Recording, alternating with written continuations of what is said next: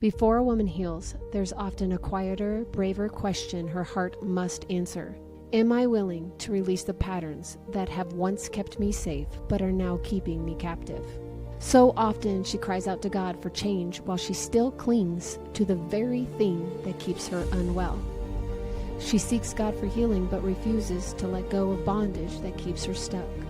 Old attachment patterns, codependent behaviors that sustain her pain and maintains the dysfunction in her marriage. Freedom calls her name, but she hesitates, unsure of who she'll be when survival is no longer her story. She cries out to God, asking Him to heal her marriage, yet her hands are still clenched around control, self-abandonment, and quiet belief that love must be earned through sacrifice. She thinks the battle is with her husband or the circumstances surrounding her, but the deeper war, the truer struggle, is what has always felt familiar inside her.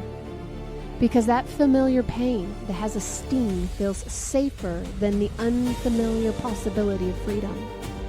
They are well-worn pathways in the nervous system, and while they may be exhausting, they are known like worn grooves in a record. The song may hurt, but it plays without effort.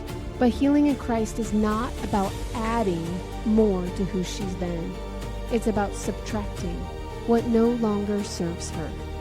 Healing is not in holding tighter, but to finally letting go. It's releasing the false self that learned to survive without rest, without boundaries, without trust. It's allowing God to peel away the layers formed in fear, so He can return her to the design love sketched before the wounds ever scarred. She isn't losing herself. She's returning home to the place she belongs. So before you ask God to heal your marriage, before you ask Him to heal your heart, you must ask yourself this one sacred question. Am I willing to let go of who I had to become so I can rise into who I already am in Christ? Because a set-free woman has learned to let go of her old self, distorted by the enemy of her soul.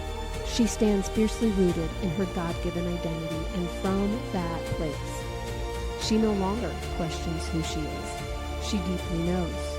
Her marriage pattern begins to dismantle the poison that once killed the connection, and everything begins to change.